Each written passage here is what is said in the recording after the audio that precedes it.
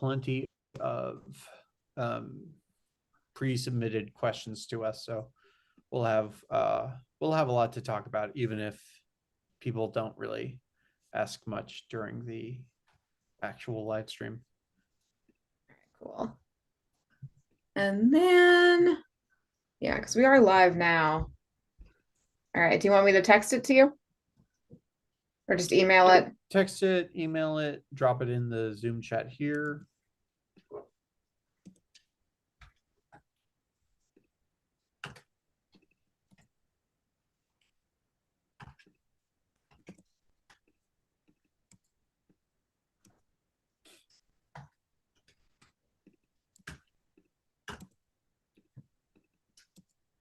Okay.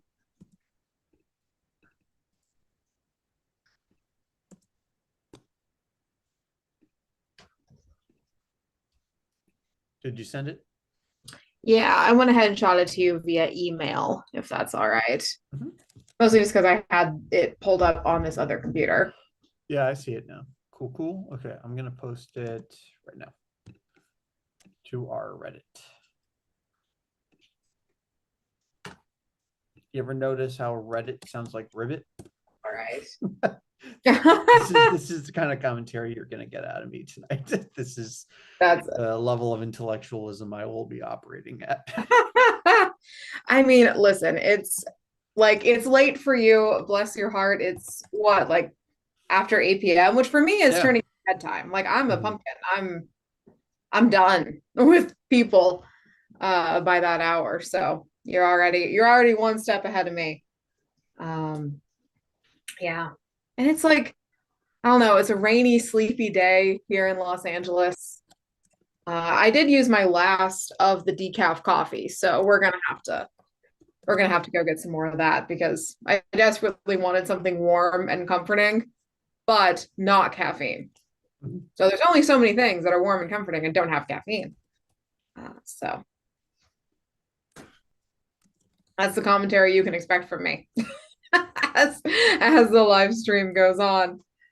Um, I'm going to post this right now.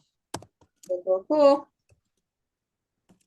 Joey said he will have to dip a little early, so we'll see where we're at. Maybe you and me just soldier on until the end. Maybe we'll wrap early, depending on Yeah. how much participation is going on.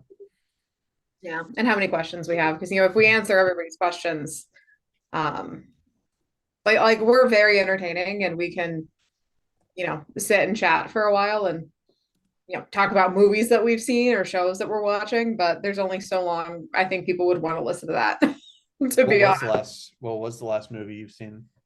So I rewatched Zootopia last night in preparation for Zootopia 2, but in terms of new movies, I watched Running Man on Saturday. The Was Edgar that Wright. good? Mm-hmm. Yeah, it's a really fun watch. It's not my personal favorite of Edgar Wright's films. That's the consensus I've heard. Like, it was okay, not my favorite Edgar Wright movie by a margin, by a wide margin. Now I have a bias because I know Glenn Powell. Me and Glenn are like this. I was an Oh, you and extra Glenn in are one of tight? his movies. Yeah, we're tight. He complimented my costume. So, and I'm in the background of one of his selfies. If you go through his Instagram, Oh my gosh, you have if you to go back send far me enough, something. It'll be yeah, like Find Gate, like you'll Find Walt. see Like my we're shoulder. Yeah, you'll see my shoulder. It's um like looking for Who Shot JFK in oh the my in God. those old those old like 8mm photos. No, but seriously, yeah, I've always been rooting for Glenn. Mhm. Um, See, but I'm also not in a rush to see that movie. I actually read the book by Stephen King because I'm a big Stephen King fan. yeah, because I hadn't read the book or seen the Schwarzenegger version from the 80s. Yeah, Uh, you don't need to do that.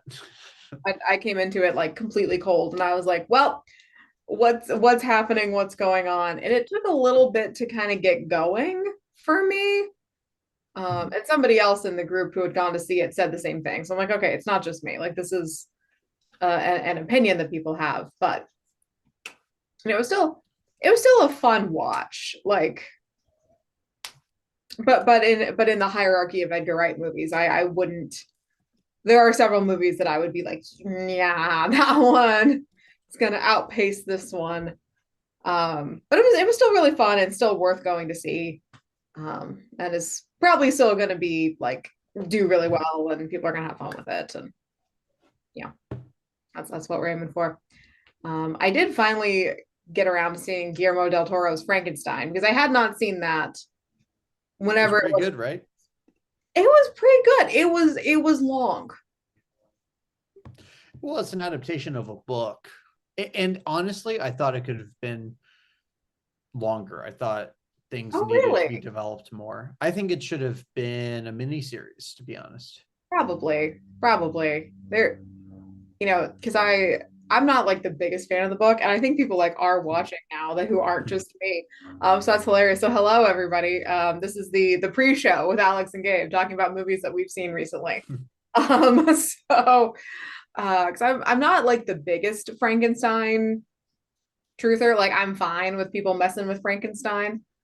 There were a couple of things where I'm like, interesting choice. Interesting choice. Yeah. Oh yeah. Yeah. I'm not speaking from the perspective of being a purist at all Mhm. for the source material. I'm not even sure if I've read the whole book. I mean, my favorite adaptation is still the OG Boris Karloff, It's gonna be hard to beat. back in the 30s. Yeah. Yeah, but just for what I thought Guillermo was going for, I thought the relationships could have been more developed. Yeah. I think we could have at least used two movies, one about Dr. Frankenstein and one about the monster. I thought Yeah. those had enough meat to be Yeah. their own movies. I But I still liked it a lot. yeah. Might make my top 10 for the year. It was gorgeous to look at. Just mwah, chef's kiss, beautiful Right, production design. right. Um, yeah, I was just like, okay. Once we actually the part that felt long was the beginning to me. I know I'm Mhm. gonna try not to spoil it, though I think everybody all of you watching, you already know Frankenstein. Like it's kind of like Jekyll and Hyde. Like you can't really spoil Jekyll and Hyde anymore, like everyone knows. But the beginning of it, the Dr. Frankenstein backstory, I was like, Mm. we can just cut some of that. That's maybe a little too much. I'm of two minds about this. Yes, you totally could have.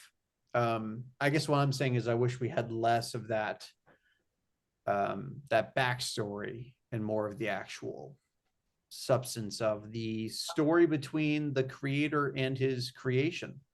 I Agreed. think that's where, I mean, that's what we all really came to see this movie for, Right. right?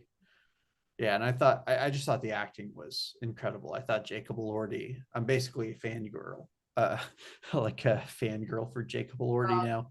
Yeah.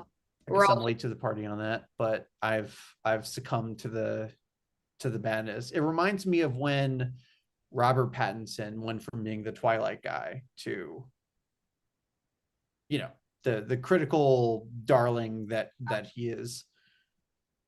like now he's Joey just texted me. Did it start? Um, I think we forgot to tell the rest of the team that we were hopping on early. I mean, really only you and I needed to hop on early just to make sure tech worked, which also, hi everybody who's already here. Welcome to the pre-show with Alex and Gabe. Actual Yeah, programming will start at 5:30 Pacific, so in this about 10 is minutes. this is the prologue, you This know. is the prologue. Yeah, exactly. We're really just hanging out here. Just kind of having a good time. Uh, Okay, I'm I also can. trying to make sure that all of our tech is working. Yeah. Well, people appear to be watching, so that's promising. I don't know, everybody. Okay, so we're gonna test out the chat, those of you who are here. So if you can drop it into the chat, have you seen Guillermo del Toro's Frankenstein? And if you want to tell me what you thought about it. Extra points if you got to see it in a theater, not Yes. just on Netflix. I got Yeah. to see it. I actually saw it when we were at the Austin Film Festival. I got to see it at the local Alamo Draft House. Oh, nice, nice.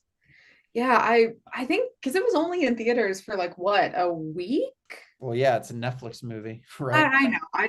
I wish that they had left it in theaters a little bit longer. Tara, Hi. this is a surprise guest appearance from Tara. I didn't know you'd be joining. That's so fun. It won't just be me, Alex, Yeah. and Joey.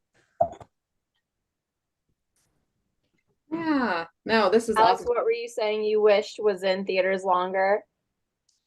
Guillermo del Toro's Frankenstein. Yeah, Yeah. we were talking about it because we were so upset that we missed it. So somebody says hasn't seen it yet. Okay, so we're not again, like I don't know if we can spoil Frankenstein. But Dave and I are trying to sort of like talk around it a little bit while also sharing our thoughts. It's beautiful, guys. Go watch it. And by go watch it, I mean turn it on Netflix, make yourself some popcorn. It's like now into winter, so things can be like slightly spookier because it's dark. So like that's the time Mhm. to check it out. And I will say, for people that are more of a scaredy cat when it comes to horror, like me, it is not as scary as you think it might be. I didn't think it Like was scary, there's some scary at all. gross stuff that kind of catches you off guard, but it's not like, I don't know. It's there's no torture porn, there's no like jump scare sort of situation that I can recall. Yeah, I didn't think it was scary at all. I mean, I think it was scary in an existential way, but Very much so, yeah. not like an exploitation way, Yeah. right? Yeah. And Yeah. there's almost full frontal of Oscar Isaac. So if you haven't been hooked yet by the marketing campaign, that's that should convert a few people who were sitting on the fence. Yeah. And so here's a fun question. Again, for the pre-show, we'll start officially in about 8 minutes. So what movie are you all most looking forward to seeing that you have not yet seen? Either something that came out and you missed it, or something that is coming out soon-ish. For me, it's definitely a tie between Wicked 2 and not Hild. That's a different book. Hamnet. Oh yeah, yeah. I love that director. I think for me, I'm really looking forward to Marty Supreme, the ping pong movie starring Timothy Chalamet, directed by one half of the Safdie brothers. I think Josh Safdie. Yeah, very excited about that one. Yeah. I feel like it's been like, correct me if I'm wrong, but it feels like it's been a while since we've had like an inspirational sports movie. Depends how you define inspirational. Did you see the Smashing Machine? Oh no, I did not see the Smashing Machine. I haven't. I don't. It didn't inspire me, but I think it was meant to be inspiring. Yeah, that's probably why, part of why at least it didn't do so well at the box office. Yeah, Dwayne Johnson said he was going to do a shakeup for the what do you call it, the power hierarchy at A24. No, he said that about the DCU. This might be a little too in the weeds, but it was rooting for The Rock was going to be a bit of an uphill battle for me. Is this recording? It is. That's great, but that's just my thoughts. Except for us and the people who are watching, but it's fine. Yeah. They don't know. Among friends. It's everything's chill. Everything's chill. Yeah. All right, cool. Wait, what about you, Alex? The movie? Yeah, you got to answer your own question. Yes, I do. That I do. I'm gonna say, and this is like not necessarily Alex putting on like film critic, like what is going to be the best movie that's coming out in the rest of the year, because I have no idea. But like personally, what am I most excited about? Knives Out 3. I will watch Daniel Craig do that accent all day, every day. I don't know. I'm looking forward to it. I think it's gonna be fun. The cast is amazing. I mean, the cast for number one and number two were also amazing, but I have revived hope for this third one. Yeah. But I love a murder mystery. Like Tara knows this about me. Gabe is learning this about me. So shall all of you. Hello, welcome to the Roadmap Riders live stream pre-show, where we talk about movies and TV that are fun, and then we will answer questions in about 5 minutes. Just because like as I see more people joining and they're like, what's happening? I'm like, I promise you're in the right place. We're just hanging out until we officially start Shooting the shit. shooting the shit, having fun. But yeah, it's there is no more surefire way to either get me to keep watching something or make me really want to watch something than to tell me that it's a mystery. Mm-hmm. I want to be the one to solve the puzzle. I want to be smarter than everybody else in the movie or the TV show, and I want to crack the code. It is purely an emotional reaction. Can I not like someone's message? Oh, that's a shame. I want to like Bucky 91 films. Just know that I am wanting to like your message. And it's not letting me do it for some reason. So just know that that's there. These messages, are they on the YouTube live stream bit? Mm-hmm. Oh, okay. I was like, I'm so used to looking at like the Zoom chat. I'm like, what are you talking about? There we go. Yeah. But yeah, so they said somebody was like, oh, I wonder what Del Toro's Beauty and the Beast would have been like. And I'm like, oh, it would have been inappropriate for families. It would have been yes. would have been very adult. It's interesting when he makes something that is ostensibly scary, that might be too intense for children, like Pan's Labyrinth, a very intense film. It's coded in this childlike innocence that makes it very easy to process if you're like younger watching it. But then when he makes The Shape of Water, which was billed as like this Oscar-friendly, family-friendly movie that you could go see with your mother, and then oh no, people went to see it with their families. Oh, then I don't think I need to. I'm not going to spoil The Shape of Water for anybody who hasn't seen it. But if you have seen it, I think you know the precise moment where you don't want to be watching that movie with. You know what's any worse, member of your Gabe, family. than seeing Shape of Water with your family? Seeing Saltburn with your parents.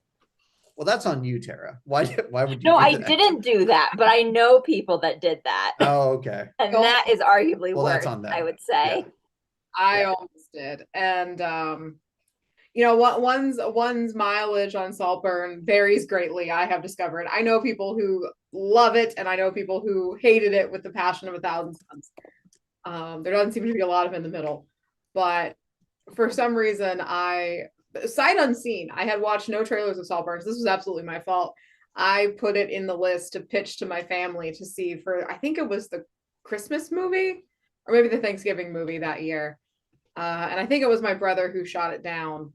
And I can't imagine TJ is watching because he's an accountant and he doesn't do any of this. But like, TJ, thank you. You did us all a service that day.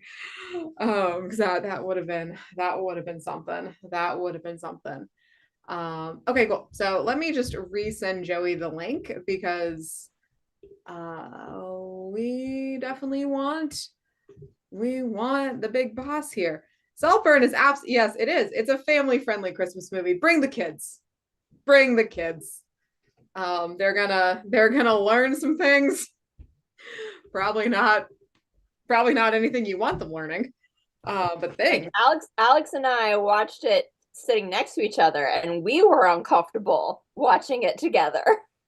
I was like, Tara, I can't look at you right now. I think if you're comfortable watching Saltburn, there might be something pathologically wrong with you. I'm not going to do armchair psychology for everyone who watched Saltburn, but I was unnerved at least 5 times. 5 times. Sounds like a reasonable number. All right. Hi, Gina. Hi, Matt. Hi, everybody. Did I do it right? Yeah, you're here. You are here. I did it right. Yeah. How you all doing? good. We're good. We're just We're hanging talking about Saltburn and Frankenstein and movies that we are excited to watch that we missed or have yet to come out. Well, Saltburn's really good. Really. Violet Fairies. Oh, who didn't like it? It's not, I had notes. It's not that I didn't like it. I had notes that I would have given had I been. It's not a comfy watch. Oh. Anyway, so we're gonna. Okay, that was funny for a very weird reason. All right, so before this, we're gonna pivot. It's appropriate to Saltburn, but yeah, let's keep going. So we're gonna get started now because I think this is the team that we're gonna have. If we have other staff members join, they'll join and it'll be great, and they can introduce themselves then. But maybe just to officially kick us off, how about we all introduce ourselves, and then Gabe, we can get into the question, like 1 or 2 questions that were submitted ahead of time, and then we'll see if anybody has questions in the chat, and then we can just kind of go from there. Sound good? Yeah, let's do it. So if I introduce myself first, hi everybody, I'm Alex, I'm the Director of Education at Roadmap. I do, if you don't know me, I do most of the group stuff at Roadmap. So if there's like a group class or a group rewrite clinic, that's me. Also webinars. So that's kind of how you can identify me and my stuff. But yeah, I liked Saltburn fine. Anyway, all right, who wants to go next? Yeah. Okay, I'll go. I'll go. No, you're taking a backseat to this one, Joey. No, I'll just get my introduction out of the way. Hi, I'm Gabriel Tice. I'm Roadmap's Director of Digital Marketing and Brand Management. One of my responsibilities here is I do a lot of the marketing emails for our writers who qualify for free marketing through our consultations, through our accelerators. So you could have received an email from me if you haven't seen me around before, but hi, here I am. I'm also the co-host of the Roadmap Writers podcast, which launches tomorrow. And that's actually one of the reasons we're doing the live stream to promote that. But yeah, make sure that you are subscribed to the YouTube so that you can catch it first thing tomorrow when it premieres. And yeah, I think it's also fun to mention that before being on the Roadmap Writers team on the staff, I was a young writer, a little baby writer that came through the career writer program once upon a time and met my rep through the top tier program. So before being on the staff, I was one of the success stories, and that's just very cool. Love it. I love it. All right, I'll introduce myself next so that our CEO can go last since he's the king. Oh God, that's the most awful thing ever. No, I have to go. No, I'm definitely not going last with that. I have to go because I will not. That's too much. That's too much. All right, so I'm Joey. I'm the CEO. Tara will go last, and she's one of the queens. So I'm Joey. I'm the CEO of Roadmap Writers, and I do a lot of the marketing for the writers. We just had another writer sign today. So excited. Leonard Langford, who is fantastic, so talented and amazing. So up to 487 writers signed through our programs and introductions. And yeah, and I love Saltburn. I love horror. I love weird stuff. And I also do animal rescue. And actually, fun story. Right after this, I'm picking up a puppy from the vet that we rescued from an animal shelter, and that puppy will be fostered by Lorian McKenna from the Screenwriting Life. I texted her and I said, "Can you please foster this dog?" And she said yes. So that's what's happening after this. Alex, don't you teach her kid at Taekwondo class? I do. It's such a small world. A small world, but yes, I see her every like every week. Oh, how funny. Make sure that you tell the kid to convince Lorian to adopt the dog. Don't worry, I'll work on it. Okay. That's a pretty good strategy, I think. Like, hey, I will let you win at sparring if you convince your mom to adopt the dog. Yes. Love that. All right, so hi, I'm Tara Joy. I'm the Director of Consultations and Script Services. So basically that means if you want to sign up for a one-on-one session with an exec to get feedback on your pages, whether it's the first 15 or the full script, or you want feedback on your verbal pitch or written pitch, your pitch deck, we have consults for all of those things, including book pages. And for coverage services, that also include several pages of notes. And we also have proofreading services and line editing services. That all comes through me. But yeah, and similar to Gabe, I was also a writer in the community back when Roadmap was first starting, back in like 2016 to 2018, before I moved to LA. And then once I moved here, I was looking for a job. I asked Joey to coffee. I'd be like, do you know anyone who's looking for an assistant? And he's like, actually, we're looking to hire. I think you'd be perfect. I was like, yes. The rest is history. You know, And I don't think I vividly knew that. don't Tara. remember that coffee. But no, I was Vividly don't remember the coffee. No, I was kidding. Gabe, what were you saying? I was just saying I didn't know that. Yeah. Yeah. I was a little baby. Poor guy. I had a consult with an exec and he was like, so have you done like an outline? Have you done like the Save the Cat beat sheet? And I was like, what's that? And he's like, oh dear. Like, all right, go outline and come back to me. And I was like, oh. Well, you don't know what you don't know. Exactly. You don't know until you know. Exactly. That's part of why we're here. Yeah. So what say you all that we start answering some questions? We have a list of pre-submitted questions to get to. And if anybody has questions for us that is watching right now, just type it in the chat and we'll get to it when we can. All right, cool. Yeah, let's do it. So let's start with at least a couple of pre-submitted questions. And then, because we already have one question in the chat that I do want to make sure we answer, because it's a pretty good question. So. Yeah.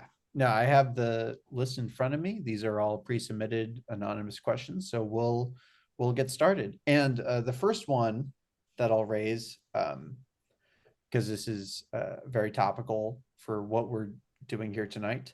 Somebody asked, what will the podcast be about, the Roadmap Writers podcast? And I'll answer that since I'm one of the co-hosts. So the Roadmap Writers and creator. Yeah. And creator. And all that stuff. Just you quiet down, Joey.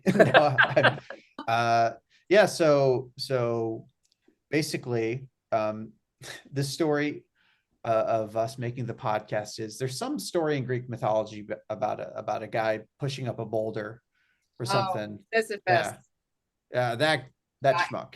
And that was me, and the boulder was this podcast for a little bit, because even before I joined the staff, when I was on the social media committee, I kept hounding the Roadmap folks, when are you going to start a podcast? You need to have a podcast. Everybody has a podcast.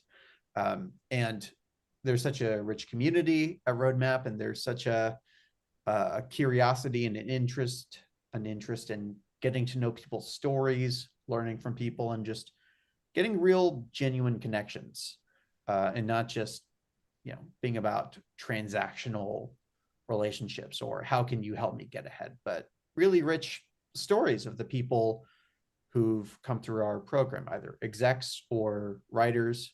So the podcast is called Human First, because that's what we're really getting to the heart of. We're interviewing execs, writers, people who have gone through the industry, and hearing about their professional and personal journeys, the things they've learned, the insights they've learned, and how that's helped them thrive in this industry, and vice versa. The things they've learned from working in the industry that have personally taught them things. I know I've learned a lot of things from networking, from working on my craft, that has really helped me be a better person. So it's co-hosted by me, our head of TikTok, GT Cruz, and Nicole Betts, who was one of the staff writers of that Netflix show Atypical, which was a really big show for me, actually, when it came out, because that's a show about neurodivergence. I'm a neurodivergent person. So that was a watershed moment. And then when we were looking for co-host and Nicole, Nicole's name came up, we talked to her and she was such a perfect fit. And she worked on a show that was really emblematic of a lot of the values that I think we can promote with the show and what Roadmap has been promoting ever since 2016. So yeah. And I have to say, I saw the first episode and I went into it being like, okay, I'm sure it's going to be like cute. It's actually like really good. It's, you guys really work off each other very well. And halfway through, I kind of forgot that it was like a Roadmap thing. I was just like really into it. So you all did a really good job. It's really good. It's really compelling. It's funny. It's educational, but it doesn't feel like I'm watching something to like learn. Like it just like I left. I'm like, oh, I just learned something. I didn't even realize. So you guys did a really good job. And we have been talking about doing a podcast for years. And the second we say it, we kind of forget about it. So we're just so happy and grateful that you actually took it to fruition. And it's really good. I can't wait for everybody to see it. Well, thank you. Thank you. And it's funny you say that because recording the episodes, we've recorded like 5 or 6 episodes by now. That's been the experience actually doing the podcast is you forget that you're doing a podcast and you're just in the company of a really fantastic person and learning from them and, you know, getting to joke around with people and just enjoy the company of, you know, your fellow human beings for a little bit, which is something that I certainly cherish in a post-COVID world. And I should definitely mention that our first episode is with a Roadmap writer success story. You know, every week we interview somebody from the industry, and they can be a writer, they can be a manager, a development exec, or somebody else who has insight into the creative journey of making it in the entertainment industry. And our first episode is with Roy Sue, who is writing and directing his first feature. I think they're either in production now or wrapped production recently on a rom-com with Margaret Cho in the cast. So definitely check out that episode. We had a great time talking to Roy. And strangely enough, that this is a Roadmap Writers podcast, and there's been 5 episodes already produced and made, and I haven't even been asked to be in any of them. That's not true. Or present. That's not true, Joey. I've barely been invited to this one. I've been hounding you. I've been hounding you. No, I want the receipts. No, you have not. I want to see one text asking for me to be in one episode. People in the chat, tell me who you believe. Tell me. Oh, we believe the evidence. We believe the evidence, and there's evidence. I have the lack of evidence. I believe Gabe has the evidence. That's what I want to see one proof. Right. So, Joey Tuccio episode coming soon to a Roadmap podcast near you. A whole Roadmap Writers episode. I mean, it'll be like when we reach a milestone of I don't know, episode 10, writers. Episode 50, episode 100. At some point to celebrate a milestone, we'll bring on as many Roadmap folks that want to come on, and we'll do a huge epic roundtable style episode. I think that'll be the perfect way to celebrate our first milestone. I really wanted you to say sleepover. I thought you were going to say like podcast sleepover. Only if everybody out here is willing to fly out to the East Coast, because that's where I am, and I'm tired of flying out to the West Coast for all these Roadmap functions. But then I get FOMO, and I just have to. I can't stay away. We'll see if I make it to the holiday party.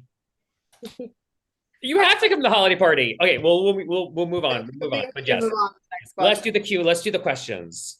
Is that what happens now? Yes, that is what happens. Well, that was the first question. Oh, okay. So already I realized it didn't feel like that because that's why I wasn't invited to any of these podcasts, because I don't know how to do it. So okay, so that was the first question. What's the second question? I like the first question. The next question will be open for the whole group. Here's a question: what are the top 2 to 3 things writers can do to move towards a sustainable career with representation? First off, as we do this, I will be, because I know we're doing something with Reddit too. I can tell which ones are going to be a Reddit question and which one is going to be like a general question. Because the Reddit people, they're a little scary. Let's be real. Let's be real. I mean, sometimes I go on, and for the most part, I would say I'm going tangential. I already forgot what the question was, but for the most part, like I feel like people are either complimentary or understanding of a roadmap is, but then there's always a couple that are just so scary, and I invite their questions. I want their questions. Now, what was the question again? The top two what? The question, Mr. Tuccio, was what are 2 to 3 things that writers can do to, and I'm quoting here, move into a more sustainable career with representation. So basically 2 to 3 things that a writer can do to find guidance in their writing career, to help find them representation, to create a network. Everything we teach here at Roadmap. What are 2 to 3 things that you would offer to writers? Pass at this one, and then Joey and Tara feel free, and Gabe as well. Everybody feel free to jump in. But I would say the 2 to 3 things that you need to kind of build a career is a strong portfolio with many scripts. So just 1, just 2 isn't really going to cut it. You kind of want to write several scripts to get to those, 1, 2, 3 that are really, really solid and are going to kind of break you in. So a strong portfolio with several scripts, and then more ideas for things to write next. A lot of writers will kind of have like 1 or 2 things, and they're like, those are my 1 or 2 things. And then, there's only so much mileage you can get out of those 1 or 2 things. So strong portfolio, many scripts, and then more ideas of what to write next. And then this is like the most unhelpful advice, but people skills. If you don't currently have them, they can be developed and they can be learned. It is a muscle just like anyone or any other. But it is very, very helpful, and writers get farther quickly if they're just easy to talk to, they're easy to give notes to, they're collaborative, they're good in a room. That's almost as important as the script. I would almost say, not to jump in, but I would almost say it's more important in a way, because if you don't have that element, the human element, if you can't be in a room with somebody, I almost guarantee they're not going to read your script. If you blow a meeting with somebody, I can, like really blow it. Yeah, or even just like not hook them with who you are as a writer. And you can be quirky, like you're allowed to be quirky, like you're allowed to have quirks, but quirky's fine. Yeah, just don't creep them out. Yeah. Yeah, definitely want to creep them out. And yeah, I mean, when I set up meetings with writers and reps, I mean, the biggest thing is, there's been times where a rep has reached out to me and said, I want to meet this writer. I have all intent of signing this writer. And afterwards, the rep said, actually, I'm not going to sign this writer because I felt like the writer I wasn't able to lean into the writer. I didn't know who the writer was. I didn't know in terms of like, they felt like the writer didn't know who they were, what they brought to the table, what makes them different, what their perspective is into screenwriting. So when you're going into a meeting with a rep and they ask, what are you working on? Or with anybody really, it's less about, well, I have this, and this, and this, and this, and more about starting with like who you are as a writer. Like what's your log line? What's your personal log line? Why you're writing in the first place? What's important to you? Really have an understanding of who you are and what you bring to the table. To me, that's very important. An agent used this as an example once. I thought it was really good, is that, you have a burger, and then you have the caramelized onions and the avocado and all that stuff. And that's what makes you different. It's not just like the burger is the foundation, you're a writer, but what else do you bring to the table? And I feel like as I guide writers with their writers' bios, I do see sometimes I'm like, okay, I understand what you write, but I don't understand why. I don't lean in enough. So that's something that I find very important. Mm-hmm. You lost me at avocado, like avocado on your burger. You got to remember, you're talking to like LA natives over here. You've never had avocado on your burger? On everything. I've had it, but just Gabe's from Texas. Say lettuce, tomato, onion, mayonnaise would have been a big plus, but mayonnaise. I digress. You like mayonnaise on your burger? I love mayonnaise on just about anything. Now, guys, listen, we have Reddit. So Reddit will come after you if they don't like something. So be careful what you say. Reddit will come after you for the mayo and the apple pie. All right. Well, I mean, I'm not anti-mayo, period. I'm just like not prone to mayo on a burger in particular.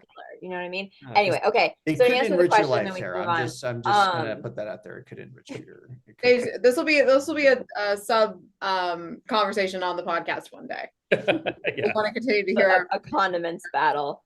I would first want to echo what Alex said, because I just heard this from a rep the other day in terms of having not only a number of scripts, like more than 2, at least 3 to 4 ideally, that you've already written, but having ideas that you are prepared to write next, and having them like generally kind of outlined on like in your head, if not on paper. Because I just heard this from a rep like literally last week. He was like, I signed this great writer. I've been asking them for a year to send me something new and they haven't. So I feel like I have to let them go. It's like, I know the industry is tough right now.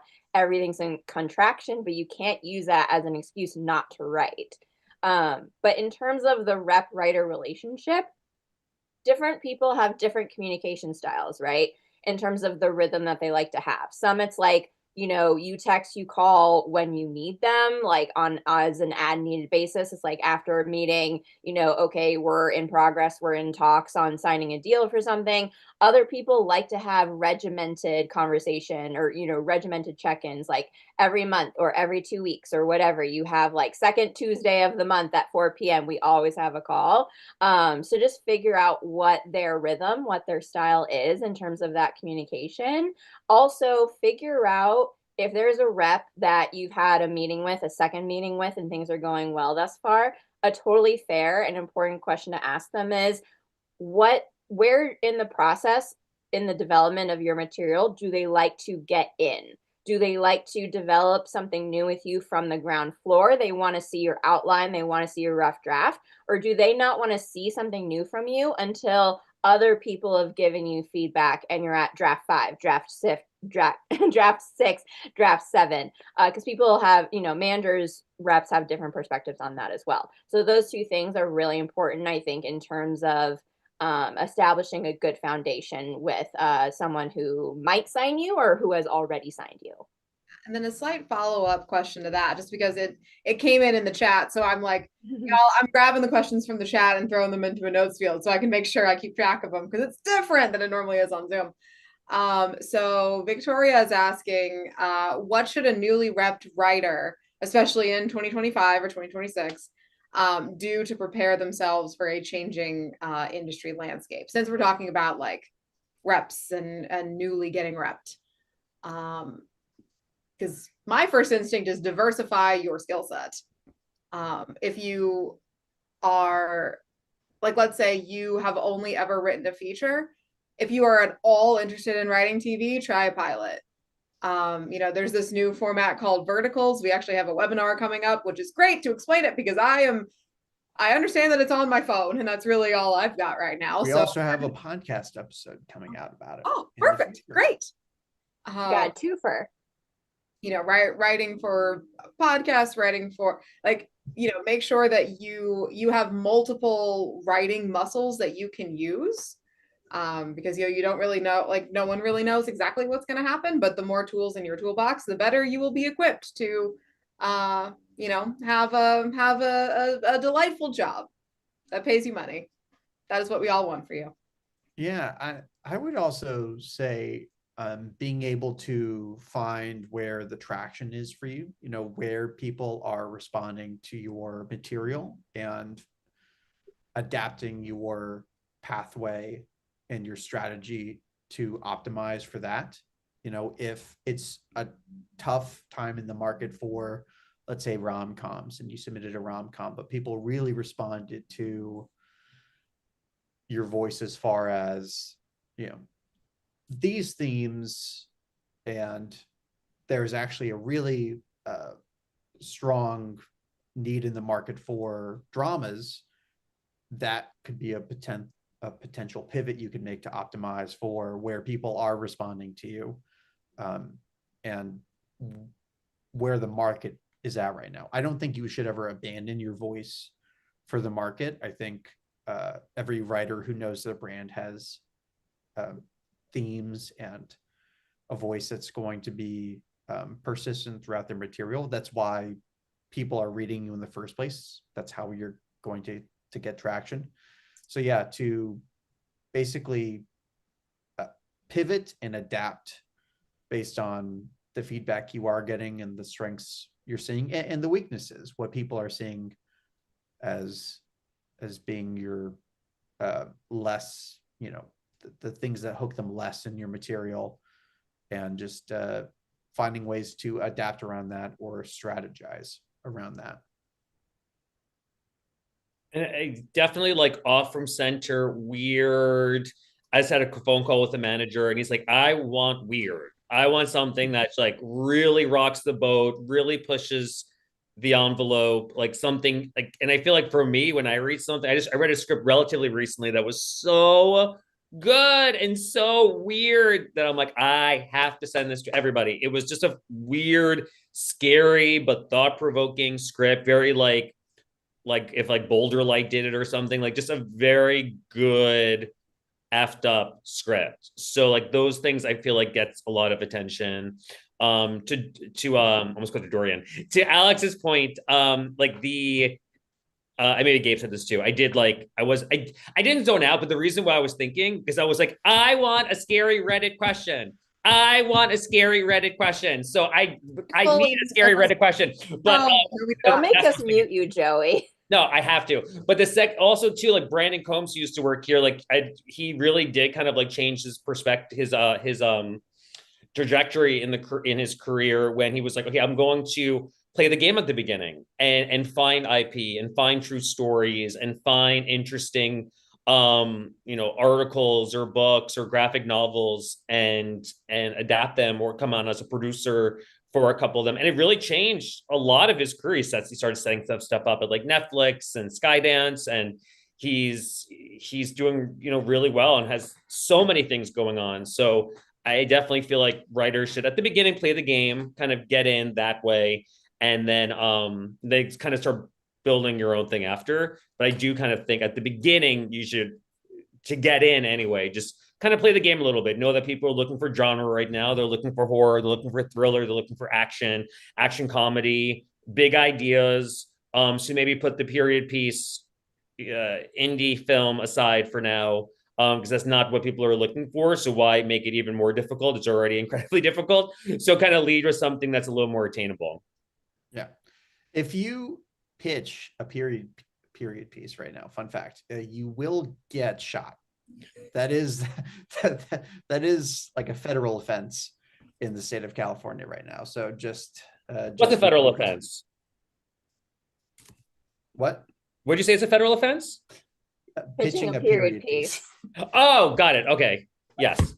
Okay. But before we move on to the next question, I'm so glad you said what you said, Joey, about like people wanting stuff that's weird, out of the box, bold statements, bold voices, because a conversation that I find myself having with writers a lot, and I'm a writer myself, so like the art of taking notes, right, and sort of filtering what notes to take, what notes are about trying to turn your script into something it's not, and what notes are about like, okay, I see your vision. My metric, something that I share with a lot of people, is there is a difference between someone not liking your voice, someone not liking your vision for your story, and not understanding what your vision is on the page, right? Because it is your job to make them understand what it is that you want to convey, what you want us to think about these characters, what you want us to feel moment to moment. So imagine like Tom Hanks from Big, like that moment where his, colleague who hates his guts is pitching a toy, and Big, who's like actually a child, and adult Tom Hanks's body is like, I don't get it. That's not the same thing as like not liking what you want to convey. So if someone doesn't like what you're about in this story, that's something different. That's not always your business. Like you can't change that. But if someone doesn't understand what you're trying to communicate, that is your business. That is your responsibility in terms of helping you vet what notes are important to take in terms of shaping your narrative and making sure that, you know, you don't have to sit next to them while they're reading it and be like, did you get it? Did you get it? Did you get it? Because your brain is on the page exactly how you want it represented. That's great advice. And I like how you called Tom Hanks's character from Big, as if his name is Big. It just reminds me of when I call the shark from Jaws. There you go. That's the shark's Christian name. All right, next question. Do we have a scary Reddit question? I'm sifting No, through these. I mean, everybody's Victoria's been on. Yeah, everybody's. I want a scary. No, let's be real. I'm gonna be. You know me.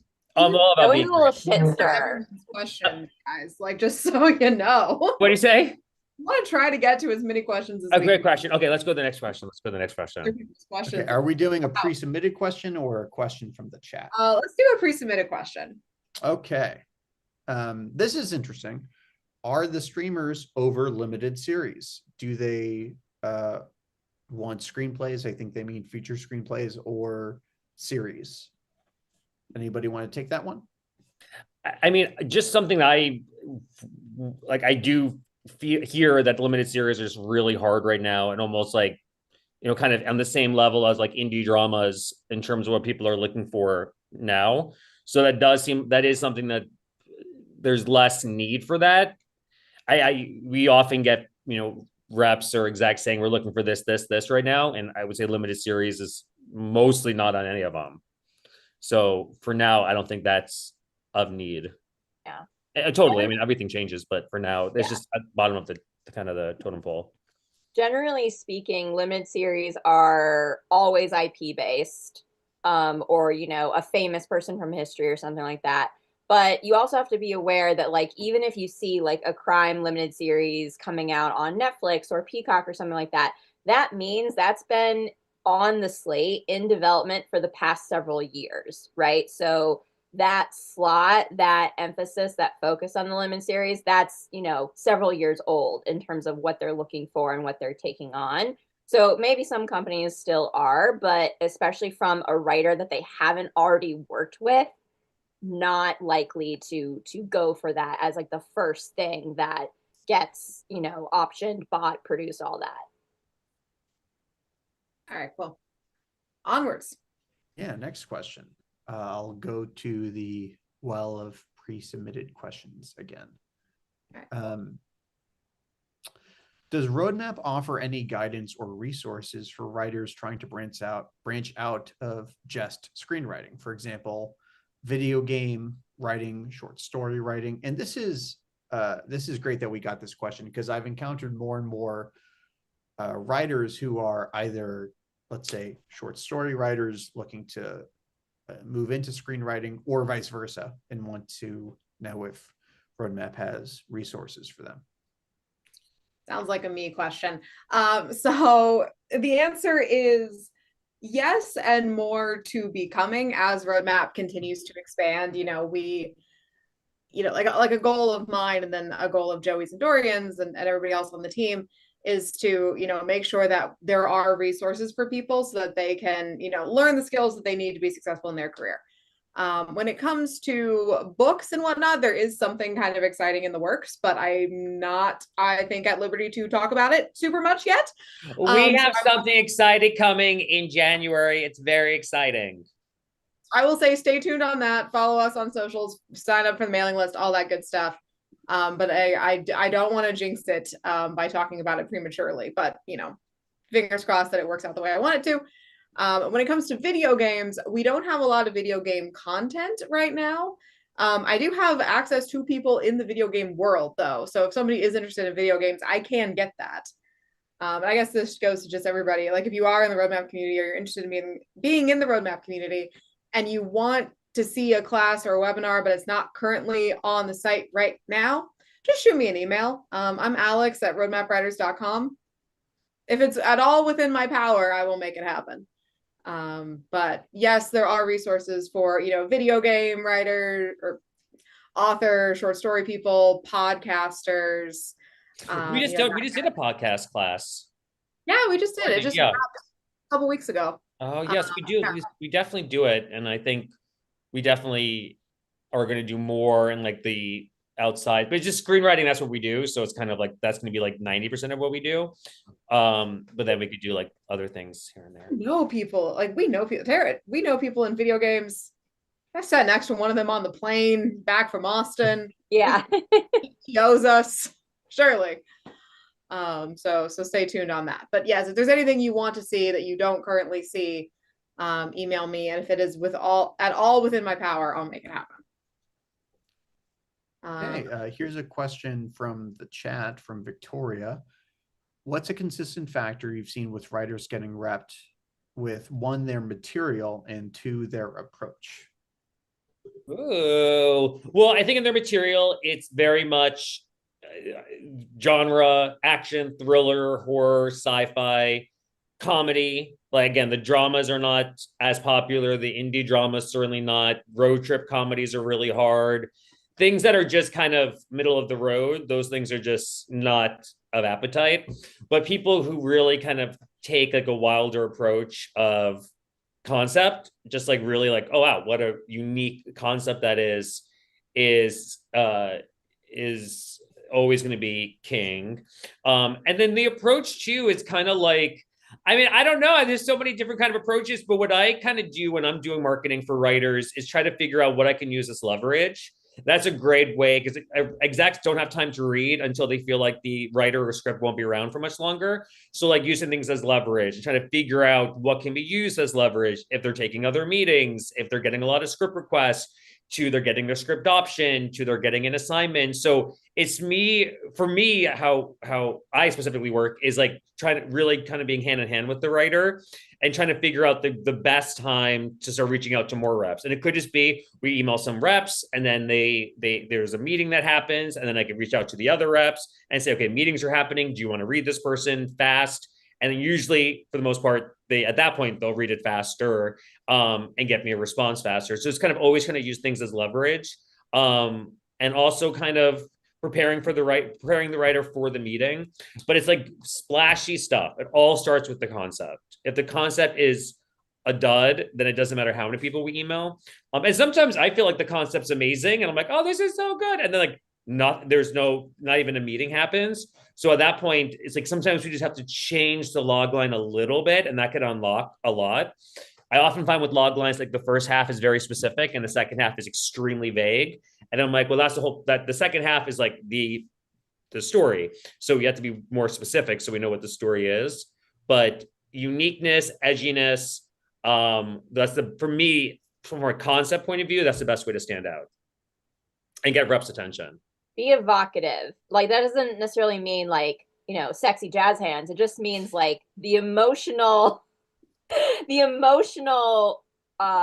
integrity, the emotional intent behind the story has to be big and grabbing and clear. I would also add in terms of like the success with like mindset and or approach is definitely having the learner's mindset and like trying to find that balance between having the confidence in yourself of your voice and your strengths and what it is that you are bringing to the table that benefits others and that benefits the work, but also never thinking that you have everything figured out and you have all the answers, like being willing to be mentored and being willing to take feedback and knowing that the collaborative process doesn't end when you get signed and it doesn't end when something gets optioned either, because the script isn't done until the director yells, "That's a wrap." And even then. Yeah.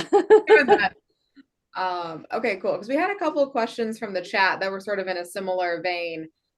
So when it comes to, like, that's the script, stand out, be evocative, have your intentions clear, it's super well written, all that great stuff. When it comes to brands, like personal brands, personal log lines, how does the writer themselves stand out?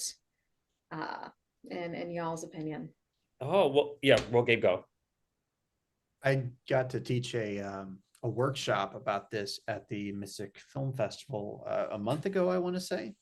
And I'm going to quote something that Joey has said in the past, which you want to dig into that quality of yourself that you were almost the most self-conscious about, or you felt the most othered by, almost the thing that you were the most scared to share or reveal about yourself, and really expand upon that, because that's your individuality. That is the thing that distinguished you to yourself, and that's going to be something that shapes your voice and your brand. And I think there's a lot of different ways to channel that, especially with the types of genres you're attracted to, or the format you're attracted to, the influences you have. But I think you have to start with that kernel of yourself, of what is going to feel the most, almost the most like a risk of embedding myself into this brand. Like it was a very intentional choice for me to be open about the fact that I'm neurodivergent in my brand. And that really, I saw an immediate difference in the way people responded to getting to know me as a writer when they read my work, and just getting to know myself more as a writer, and knowing what I was about. Like, well, what was I trying to say with all of this gobbledygook that I was putting down, you know? So I think there should be a clarity of your sense of self, and I think your brand will follow through. Because I think as much as there's like a stereotype that execs, producers are all like, they're all about the money, they're all about trying to sell you in a cynical way, they do respond to those human stories, and they get really excited when they encounter a writer who has a fresh voice, or something new to say, or is putting a really distinct spin on, you know, a popular, familiar genre. I want to reinforce what you just said, Gabe, because we hear from execs all the time that they want to feel something. So when they meet someone that like takes them out of their cynical business brain and reminds them that's like, oh, we're all just creative dorks wanting to like make cool shit with cool people, and like you make the suits tap into their emotions, like that's the highlight of their day, because that's going to make you more memorable. And I also want to say, you know, to compliment Joey, and I think one of the biggest things that I've learned through Roadmap, through the community, through Joey's mentorship, and doing this workshop month after month with writers, helping them with their brand. And then Joey kind of takes it from there and like hones it into their bio and everything, as part of our month by month career writer program. Definitely check that out if you're interested, or if you started it, maybe consider hopping back in and finishing the steps. But coming back to that, I feel like what makes me such a more confident writer is knowing that I know myself, knowing that even though I write comedy, drama, and horror, I know what the commonality is across all of my pieces. And I think that it's such a relief to so many writers when they realize what that commonality is, because we don't want to be penned in a box. Like, many of us aren't as lucky as to be like, yep, I only do horror. Yep, I only do half-hour comedy. So to find that commonality, even across genre and format, it's such a weight off of your shoulders, and it makes you so much more flexible yet specific in the game of telephone when you're pitching yourself to others. So for me, I know all my stuff is going to be some combination of grief, addiction, and betrayal from mentors. All of my stuff revolves around those three things to some degree, with a little bit of romance and adventure thrown in. But yeah, that's something that I take a lot of joy in helping writers crack that code. And if you have a writers group, if you have a mentor in this industry, you know, have them look at your log lines if you don't yet have a sense of what that commonality is. Just like sharing the log lines, doing a quick pitch for them, because sometimes it takes an outsider but someone who is already like comfortable with you to be like, these two things seem to have XYZ in common, and then you're like, oh, it's so great. By the way, I have to freak out right now because we have a celebrity in our midst. Roy Sue, Roy, the guest of the first Roadmap Writers podcast episode, is in the chat. Hi, Roy. If you're still here, thank you for stopping by. Roy, can you do me a favor? I want you to get Gabe's phone, since you were the first person to do this, and I want you to find the evidence that Gabe has ever asked me to do one of these podcasts. And that's where the evidence will come from. Oh my goodness. Gabe, you're never going to hear the end of this. All right. So, because Joey, I think, am I remembering correctly that you may have to bounce a little bit? I do have to pick up a dog and bring it to Lorian. Right. So, but yeah, I can answer. We could do a couple more. Okay, so Gabe, let's try to get the questions that like we need Joey here for sure. And then Yeah. Wait, Yeah. Reddit isn't that scary. These questions are very sweet. everyone is being very respectful. I thought it would be like, why are you? I think they're only scary when you repeatedly call them scary to their faces. Oh, then I disturb the beehive. Summon the demons. Yeah. Oh no, I'm scared. No, all Three hell. times it may happen. No, So I only said it twice. So the third time, I'm not going to say it. yeah. So all right. I'm looking over the pre-submitted questions, and I think we've addressed a lot of them through our. Well, can I just freestyle for a second? I just have to I just want to say a couple things. So one, you know me, off book at all times, no guidelines, never following protocol. But I mean, I want to repeat that this podcast is really good. And we've been thinking about doing this podcast for so long. And it's real. Like, again, I saw the first episode. I'm like, oh my God, this is really good. So Gabe, we should be so happy with you. And everybody else who was involved, like, it was really, you guys did a really, really, really good job. So you should all watch it. And look, I think as writers, I'm not a writer, but I feel like as writers, it's good to hear from fellow writers and just kind of commiserate and get inspired and feel like you're not alone. I mean, there's so many times when I announce a writer's getting signed, and the response is both inspired and also, well, what about me? That must mean that I suck and this sucks and everything sucks. And it's like, 90% of the writers who have gone signed have felt the same exact way as you did before they got signed. So everybody's in the same boat. It's not like somebody is necessarily better than you. It's just like, that's when the opportunity hit for that person. But whenever you see somebody else succeeding, it doesn't mean that you're less than. It just means like they felt like they were less than before they got, whether it's signed or whatever. So use that as excitement to keep going, because if it's happening for other people, it could happen for you. Oh, I'm sorry, Alex. Am I boring you with my inspirational speech? No. Oh, that was my inspirational speech, and Alex is yawning at the punchline. No. Oh, it feels so bad. He's yawning because it's dark outside. I know it is dark outside. The culprit is daylight savings time. The daylight, yeah. I was complaining to daylight savings about daylight savings to Gabe earlier. I'm so sorry, Joey. That had nothing to do with it. I'm just kidding. Wonderful and beautiful. I think you're amazing. No, I'm just kidding. But it is like, just know this. Like, there's been so many times I've had a call with the writer and to play therapist, and sometimes writers are on the brink of quitting, and sometimes they just feel fed up, or they often feel fed up. Totally understandable. But every time you see somebody succeed, it doesn't even have to be through roadmap, but through anything. It's like, try to channel it to be, to be inspired. You know what I mean?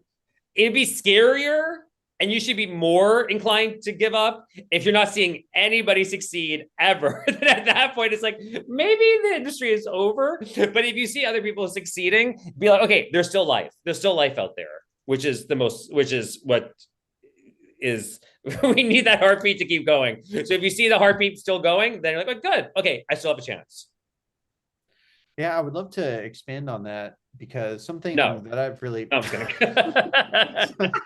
something and this is why Joey's not coming on the podcast. Something that I've really appreciated doing the podcast is, we've talked to guests who have incredible successes and have had incredible careers that I look up to, but something that, I think we all know, but something that you really appreciate as you hear their stories is behind every deadline article of, oh, so-and-so is now a showrunner at ABC, so-and-so sold the pilot, so-and-so is getting, the directing their first movie. There's an entire journey of ups and downs, of emotional whiplash and self-doubt, and seeing the commonalities in their stories to what got them through those periods, which is often a really strong, network of support, from the people they love. So again, be a human first. Like that's not just a phrase. Like those relationships can really empower you.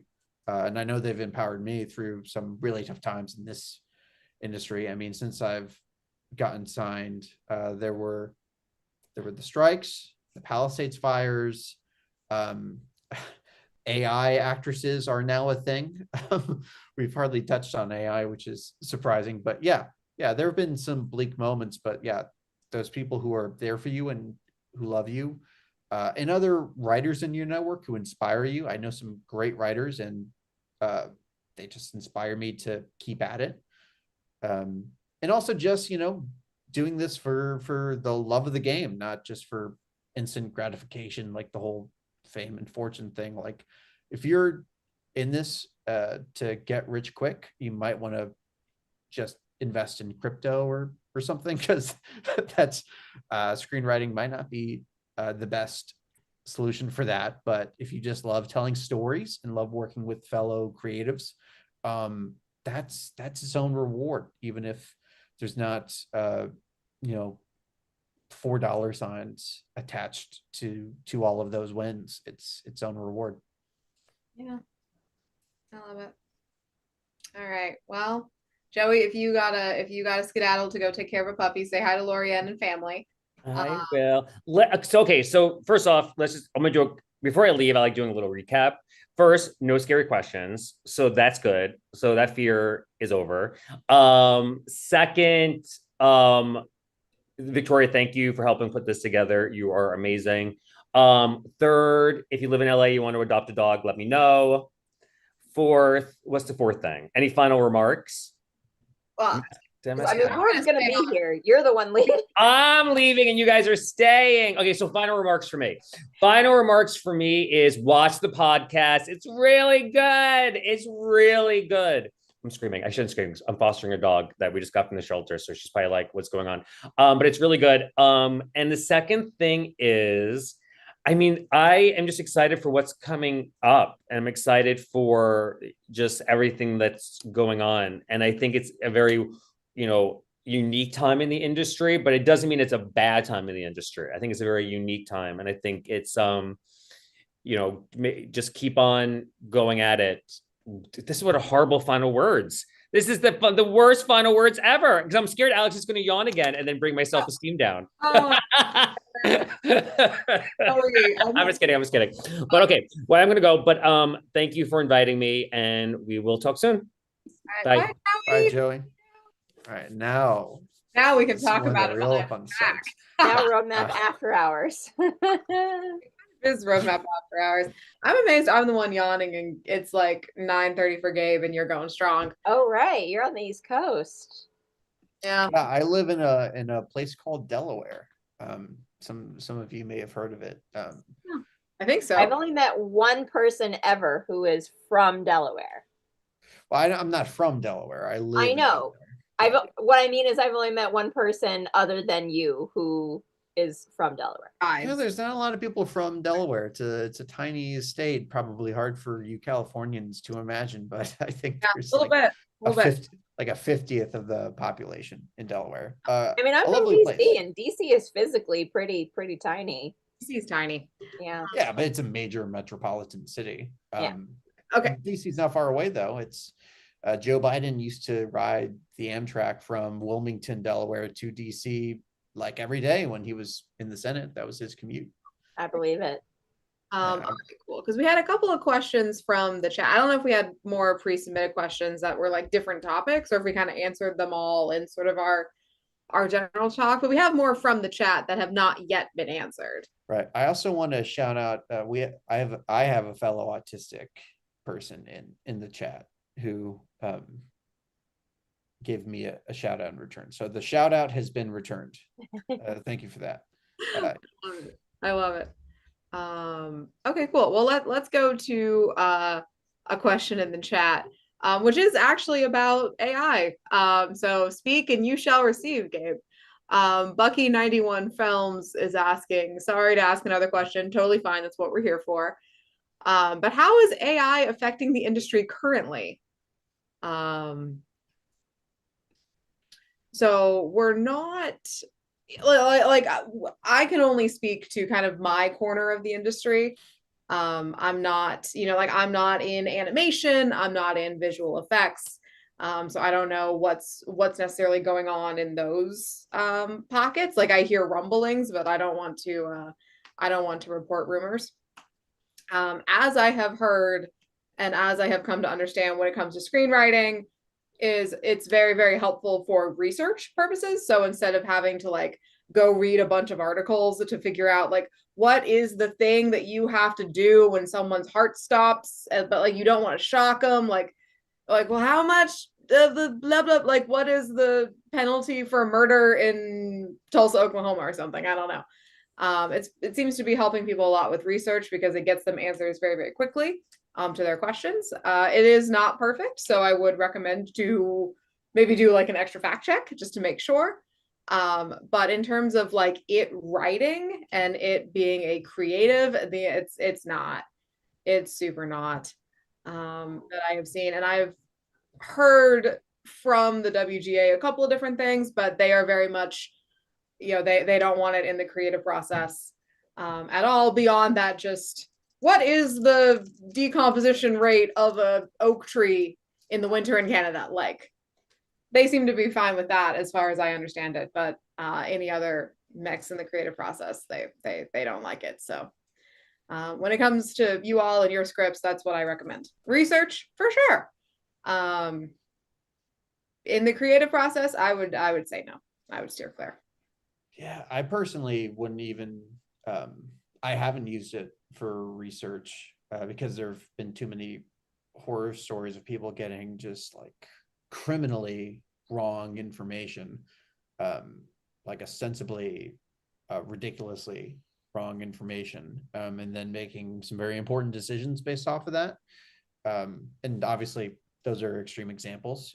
You be judicious with however you use it, but I don't trust anything that just kind of appeared overnight. You know what I mean? I feel like AI just appeared in our lives overnight, like Google, all these other websites. Like you read social media posts or you read emails, and like you can just get a sense of it. So I just have an instinctual aversion to that. Like it's like when Sam Worthington just appeared overnight. He was everywhere. I didn't trust that. And I don't trust Harrison. AI. I don't know why he's taking strays. Looking forward to Avatar 3. Does that balance it out? Yeah, there you go. There you go. So with AI, of course, it's a hot topic, and there's plenty of people within the industry that are on both sides of it, if you will.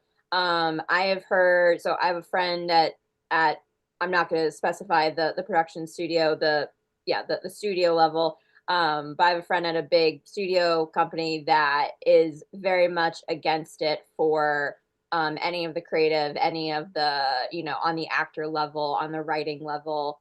But of course, if you are looking to make a short film, if you are looking to do a teaser trailer, if you are working in animation or you have action sequences or whatever it is, like it is a way for you to make something that you have full ownership, full control over for less and less cost. So it's not a never, of course, but like it's something that is very conditional, like a lot of conditional logic with how and to what degree and in what circumstances AI is acceptable to use and how it's beneficial. I will say that I have seen, because of consultations, and I have to approve every form that comes in to make sure it matches up with the registration and that the script is an actual script, not like a advertisement for something, and that it's not written like a novel and all of that stuff. So I see a lot of pitch decks that come in for sessions, and I've heard from a number of execs who have seen these pitch decks that are very clearly used with the help of AI, that it is a giant red flag for them, especially when it comes to animation. Like if you want to work in animation, but you're using AI as part of your pitch decks, because while it's a very expensive part of the industry, it is a very human part of the industry. And a lot of people are fighting to make sure that humans are staying at the front of the creative, like all the different creative endeavors that go into this beyond special effects. So you just want to you just want to be very cautious, even though it's so easy and it's so exciting to see the visual manifestation of what you see in your head in a pitch deck or in some sort of like, poster image that you make for your stuff. It's, some people it's not going to bother. Some people are going to be like, great, you use the tool in a really helpful way. And some people are going to be like, you're counteracting the cause. What are you doing? So just, be cognizant of that. But I would second what Alex says in terms of not using it for anything when it comes to what you should be creating, on the page with your log line, with your script. We've read some scripts where clearly the writer used AI to do dialogue and it's expositional and on the nose as hell. It does not sound right.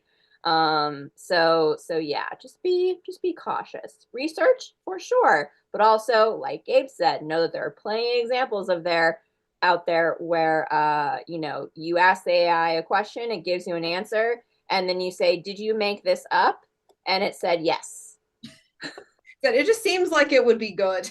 Yeah. This just sounds good. Like, it's happened with law cases. Like, a lawyer used AI to help with precedent, and the AI generated something that did not exist in order to make precedent. Yeah. The AI software also might declare itself Mecha Hitler. So you might want to check if it's still Mecha Hitler before entrusting it with any kind of knowledge. So again, there's just a lot of, I still feel a lot of feelings around it just as a feature of life now, daily life now.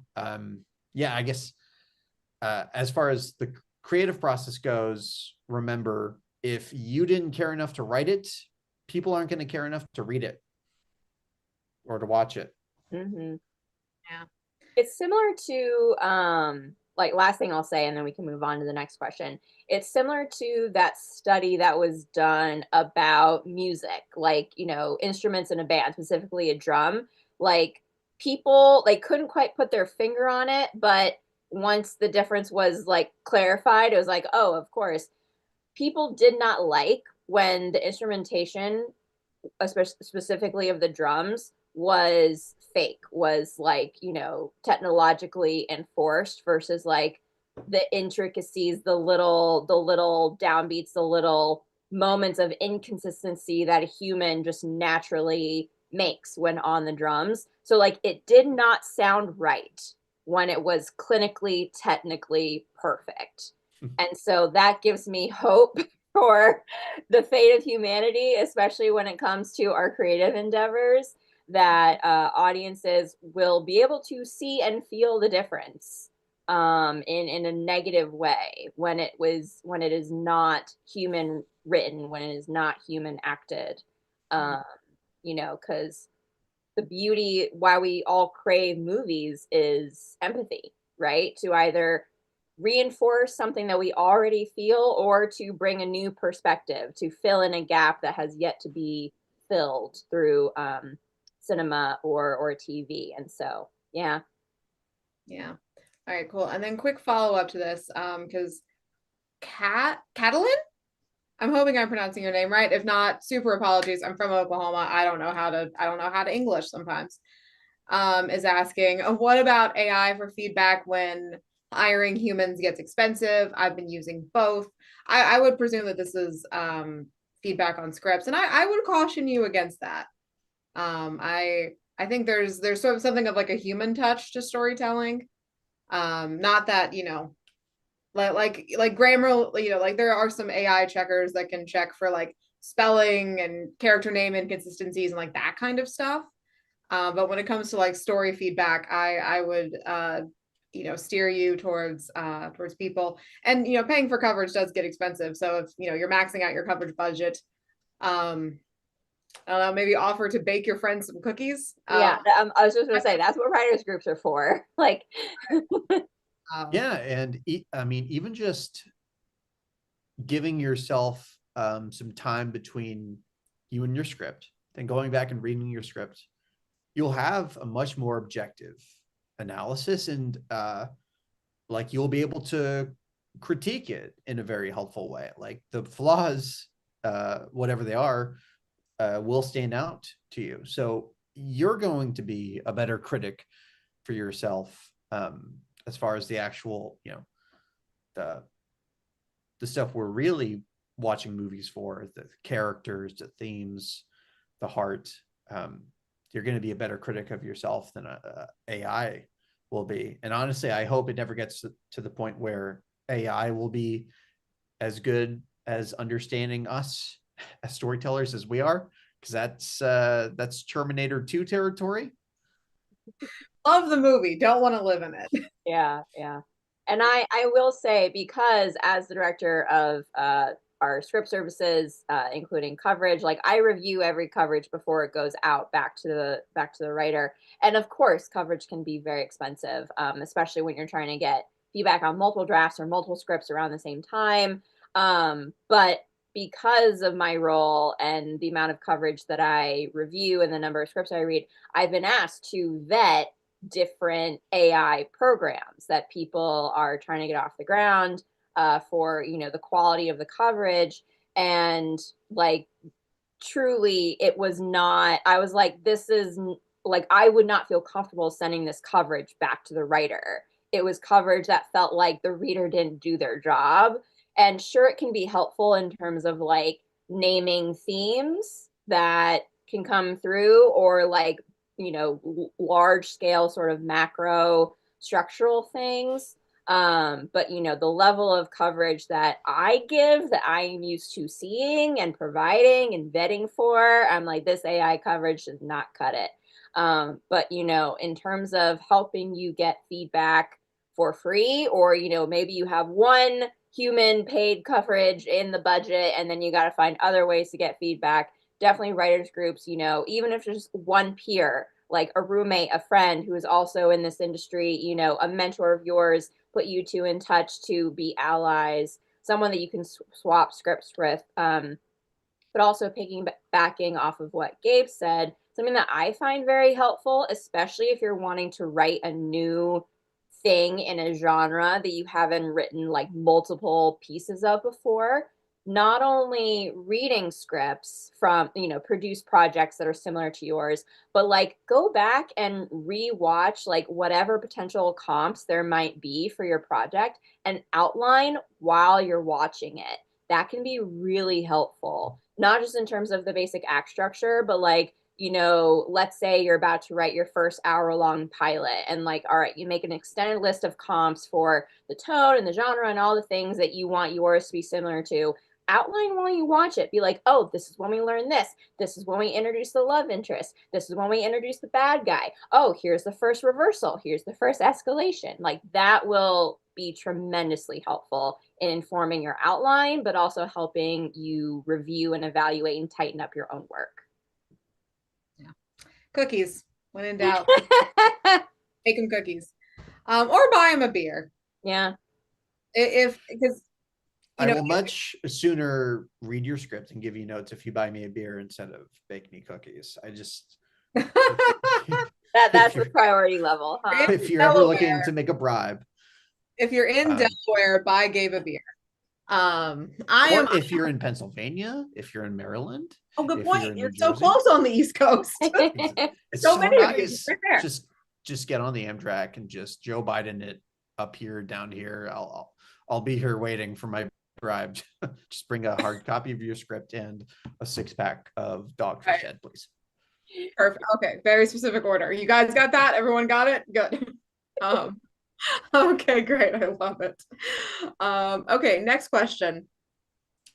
So somebody who is under the username Betrayed by Blood, which is a metal username, by the way, is asking, how's the temperature with ageism in writing? Has it gotten any better for older people breaking in? What I've been hearing is in TV, it's still a little tricky. Just because to break in TV, usually you have to work in another room, and you're a staff writer, and not everybody who's already had a full career and a full life wants to kind of do that. Some people do, and in which case, great, go for it. It doesn't matter so much. But in features, to quote Mark Safian, who's a mentor at Roadmap, and is, you know, a delightful friend of mine, all they really care about is, have you done anything that's going to kill this deal? Will this movie make us money? To a degree. Like there are certain like facets to like the type of movie that you're telling. But it really does come down to, is this movie going to be successful? And the writer hasn't done anything cancelable? Great. Yeah. Are you easy to work with? Do you have interesting life experiences that feed into your work? I will say, you know, as hope cracker for the older writers out there, I was just talking with a showrunner last week, the week before, and I asked him a similar question of like, do you care about the age bracket of your writers? He's like, I give zero shits about the age. As long as you are a team player, you come prepared, you have the craftsmanship down, you know how to emulate voice. And I will say that of course ageism exists in Hollywood beyond actors on screen. Of course that's real. But I think one of the things that older writers sometimes maybe struggle with or like have more of an adjustment period about is the learner's mindset that I was talking about, because this is your second or third career most likely. And especially in a writer's room, like you're going to be starting at the bottom rung. Like, yes, you're in the room, you got the dream job, but in terms of the hierarchy of the show, you're at the bottom. And so there is a little bit of an adjustment period and like a little bit of ego death of like not comparing yourself to your colleagues that might be in their 20s or 30s or 40s, and not letting that get to you. Be like, I earned my spot just like everyone else. I love this story. I love the craft just like everyone else. But, you know, having that learner's mindset, just like you're, you know, learning a new language for the first time, and like not kind of getting in your own head for when you do have the opportunity about like what the hierarchy being associated with age, because that's far less of a thing in you know, in the entertainment industry compared to other industries. So yeah. All right, cool. Next adventure. So Bucky 91 Films is saying, last question from me.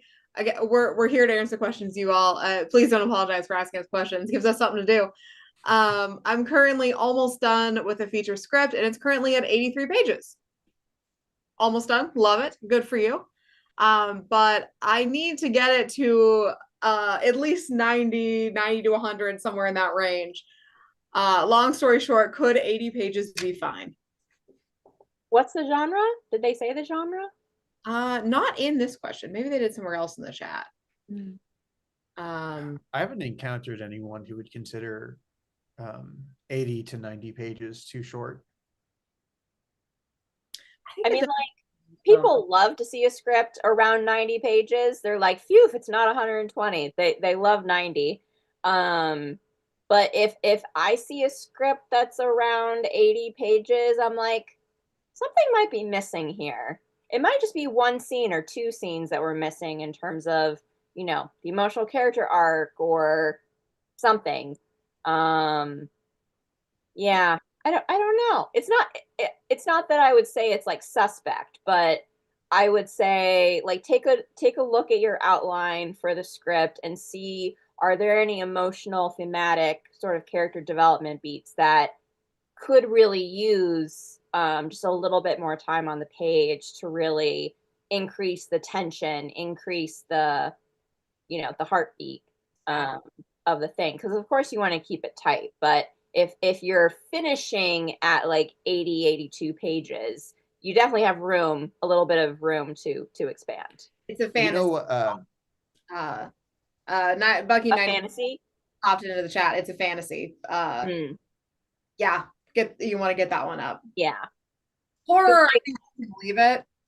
Fantasy, I think you got to take it up. Yeah, like comedy and horror, 90 is great. But if it's big world building, sci-fi, fantasy, you definitely want it a little bit higher.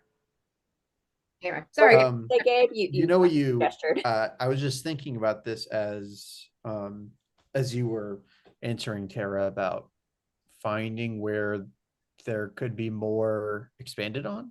Mm-hmm. I think a really good thing to do, and I recommend this just in general, just as a good test of your script, is to do a table read. Just get some friends together, again, bribe them with cookies or beer or whatever they're bribable with, and um, yeah, get them together, do a table read of your script and see how it flows, and watch it, experience it, and then ask yourself the question you would ask if you just saw a new movie. What worked, what didn't, were there gaps? I mean, you shouldn't even have to ask that because you'll feel that. Were there gaps in the character development? Were there gaps in the story? Did it feel short? Yeah. I mean, I know that people roll their eyes, like readers roll their eyes when you cross 120 pages. So don't go from one extreme to another. But yeah, just give yourself the perspective to see where there could be spots missing. I had this experience with a script of my own. It came in around 80 to 82 pages, and I gave it a beat, sent it to some other people, and then things really clicked on ways to expand it. And that short page count became a set of opportunities to flesh out that script even more and, just make it stronger. Yeah. And sometimes too, now knowing that it's fantasy, one question to ask yourself is there, like, are you hand holding your reader, your audience enough in terms of the rules of the world, right? Is too much being taken for granted in terms of how this world works, or is it really down to the character development? It's like, all right, you've got the major plot beats down, like every scene that's there is absolutely essential to tell the story that you need to tell, that you want to tell, but is there enough emotional flexation, is that the word? I don't know. Is there enough emotional ingredients? Something too, because it's top of mind because I just saw a coverage on a script come through a few days ago with these comments that too many interesting things were happening off screen.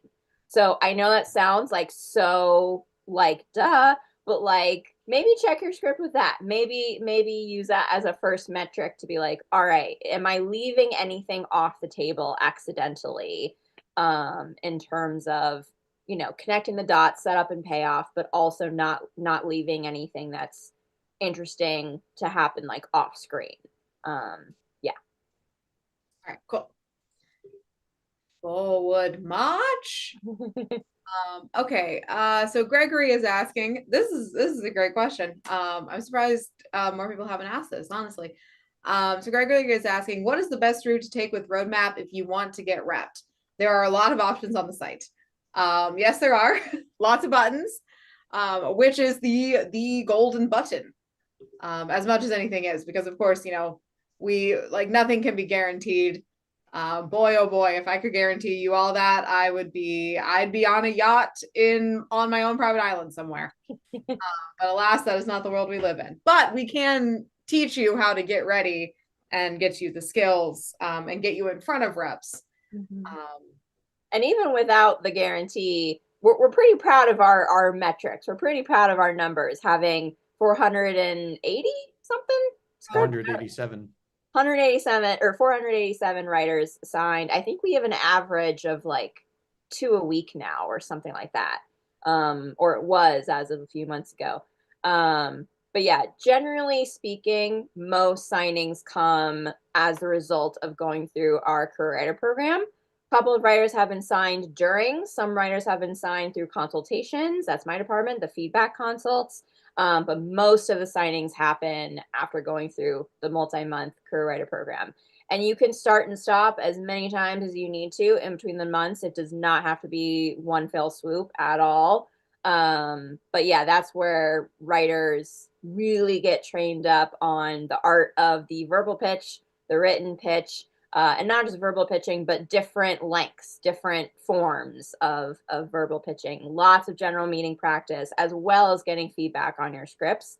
And it's not just training sessions with us on staff. You're also having sessions with execs themselves and getting their own feedback as part of the class. So yeah, we've heard lots of feedback from people who have already been staffed, who have already been repped, who have already worked in the industry as a development exec, have already had their movie on Netflix, who have come through the program and have learned new stuff and gotten great refreshers and new insight and feel even stronger in their skill set. So we've designed it with the intent of it being something that no matter what level you are at in terms of previous experience in and around the industry, there is still new stuff for you to learn and new confidence to be gained.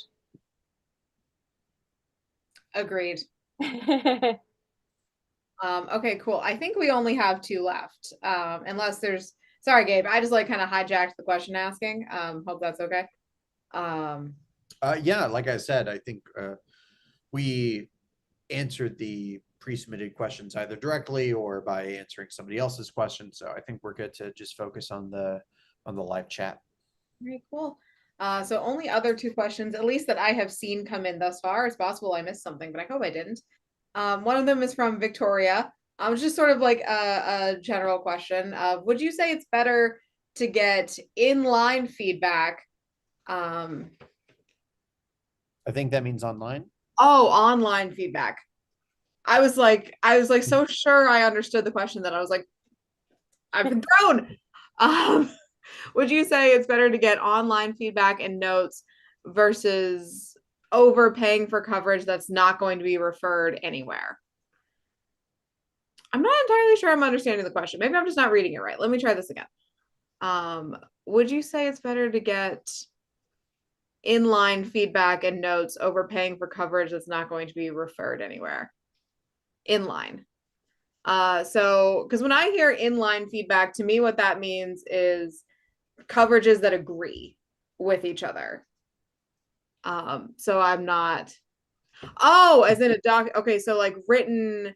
Or do they mean like line edit notes? Okay, Victoria, we may need you to rephrase the question and possibly add something to it, and then we're gonna come back to this one. So apologies, possibly my bad. It's raining in We'll circle back to Victoria's question. I think we have another question. Yeah, so Brian is asking, is it a good idea to make my script available on my website? Not if you want to sell it, right? I would recommend it. Yeah. I'm sure. Well, I guess with an asterisk. I mean, like what Coverfly used to do, where you could put your script online and it could be requested by execs, but it wasn't just publicly available to anybody who wanted to access it. I think there's a new site that provides a similar coverage, I believe, in recent weeks. The name's escaping me right now, but that, yeah, I mean, Coverfly was a great. You're talking about Scribe? Is that Scribe? Yeah, that's it. Yeah, so something like that, right? Which is different than what I've seen some people do, which is literally put their script as a PDF file on their website for anybody to download and read.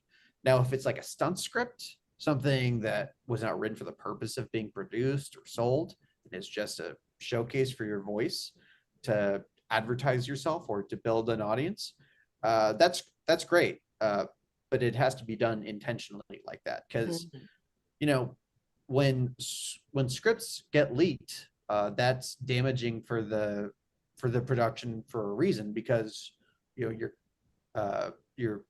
like a huge 90 to 120 page spoiler for the film that they're hoping to sell, right? So yeah, I think that's generally no for public consumption, unless it's like a stunt script. And even then, like when the stunt list sends out their list, I think that's still like a request only. I mean, there's still a barrier for able to access, because you don't just want to give yourself away for free like that. Right. Yeah, I've seen a number of writers, have like 1 paragraph synopsis or their logline and comps on their website with like a link to like email me here if you want to request it. Like that's totally fine, because then you have a record of the email address, of the name of the person that has requested it. Like everyone should always keep a record of who their script has gone to in any capacity. And you always want to copyright it and register it with the WGA West or WGA East, so that you're protected and have that paper trail for your script. Even some people even do it for their outlines, like once they've gotten feedback from their writers group or a trusted mentor in the industry, they might go ahead and register that with the WGA, and then once they've written the full script, then they register that as well as copywriting it. But yeah, just make sure that your work is protected, and that if you're sharing it publicly, that you have some way of knowing who clicked the button, who requested it, who saw it, all that good stuff. Yeah. All right, cool. And so, okay, Victoria, circling back to that question. So I think essentially what you're asking is, is it advisable to get coverage from insert generic coverage company here and pay for it when that company doesn't necessarily do other things or doesn't necessarily have a track record of helping writers, and they're not obviously a studio or a production company or anything like that. I think I'm interpreting that correctly. I hope. Is because part of her question was like, oh, is it worth it to get coverage if it's not going to go to anyone, like if it's not going to be shared? So I'll say for us, for Roadmap, one of our perks is that if you submit your script for coverage, and we provide 4+ pages of notes, if your reader gives you a recommend on the coverage, then we will do free marketing for you and your script to 5 execs. And for our accelerator, which isn't available all the time, but several times a year, if your reader gives you coverage through that, I think you get recommended, or you get marketing to 10 execs. Is that right, Gabe? Yeah. The Okay. accelerator marketing gives you 10 execs. It's like Tara said, not available year round. You want to be on alert for whenever the window does open. I think it opens for 48 hours. And if you get a recommend, you get 10 free marketing emails. So a pretty sweet deal. Yeah. And our marketing is targeted. It's not to, oh, here's just 10 people we know. Like, we get your log line, we get your bio, we get your comp, so that who it gets marketed to is tailored, based on the project and who we think might actually really like it. So it's not just it's not just a random Hail Mary. Yes, as the person who does the marketing emails for the accelerator recommends and the consultation recommends, I can guarantee y'all that a lot of thought goes into this. Yes, no, because we want those results. We want nothing more than to hear that you got signed or staffed or produced or just developed a really meaningful professional relationship through these marketing emails.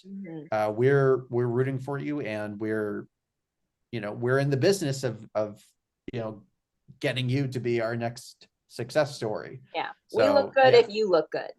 Yeah, exactly. Yeah, that 487 number really means something, and we mean that pretty strictly, as in Roadmap helped you get signed. So if it's just like a coincidental thing that an exec in our roster found you outside of Roadmap and got you signed, that we wouldn't count that as a success story, because we didn't really play a part in that. So yeah, we mean it. Congratulate you, but we make it clear that we're not claiming it. Oh yeah. No, we still give you a shout out. We're still super thrilled for you, but we don't claim that as a success story.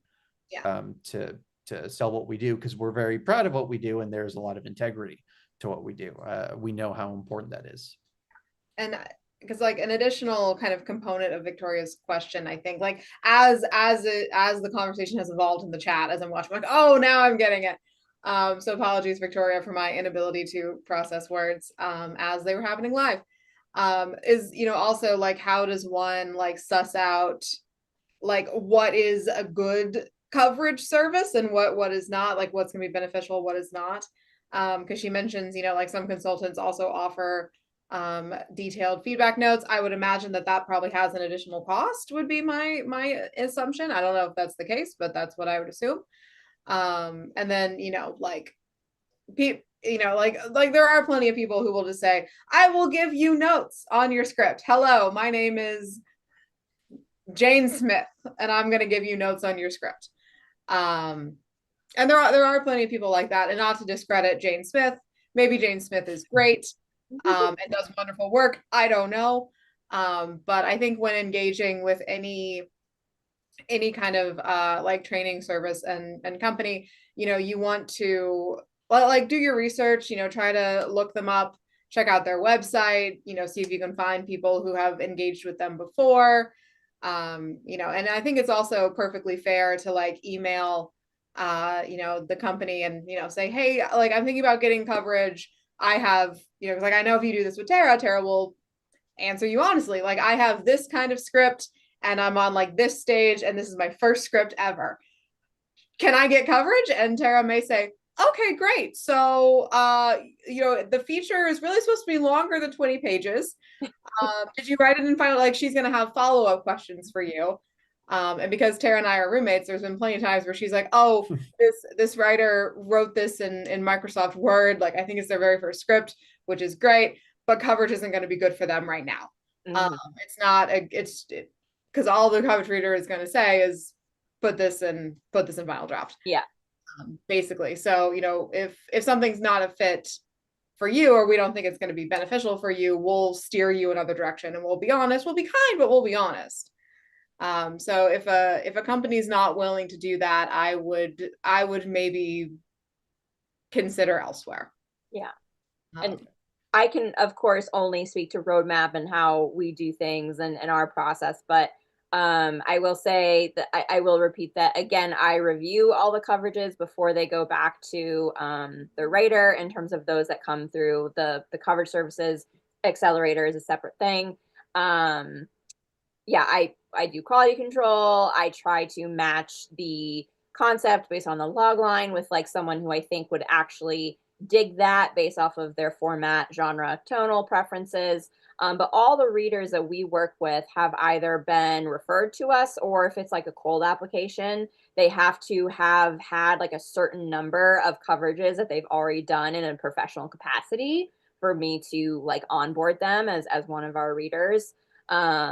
And you know, we look for people that have specific like company experience, not just like, oh, I've read for these other contests before. And some readers we've worked with, but like we always review their samples before we bring them on. But you know, so have they done many professional coverages before? Have they done long coverage before, not just a couple of paragraphs or one page? But also, have they worked in the industry? Do they have someone that can vet for them? All that good stuff. And for our coverage too, as part of their template, we like how it's kind of broken down is by character development, structure, plotting, theme, feedback on the log line, as well as page notes. Some readers are more extensive with their page notes versus others. But we always, you know, we aim for like specific examples of like whatever the note may be, right, in terms of how to fix it or where there was confusion or duplicate information or on the nose dialogue and all those sorts of things. So it is very much focused on like the craft fundamentals and like getting across what is in your brain in the way that you want it to come across. Yeah. Right. If you guys don't mind, I want to address something I'm seeing in the chat. It's not a question, but something I would love to take the opportunity to address nonetheless, because there are some folks in the chat who have submitted to our Red List initiative, which, in case you don't know, Roadmap partnered with, we offered marketing to writers who made Coverfly's Red List. We had an application process. So if you made Coverfly's, I think top 15, top 10 percentile on the red list, then we will review your script and your marketing materials. And if it's market ready, then we will do free rounds of marketing for you.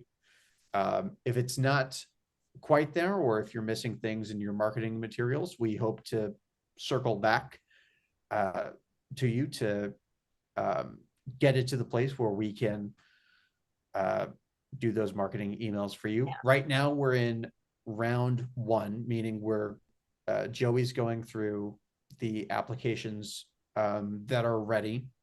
So the script's ready, your marketing materials like your log line, your comms, your bio are ready. And then you will, in due time, get marketing emails from yours truly.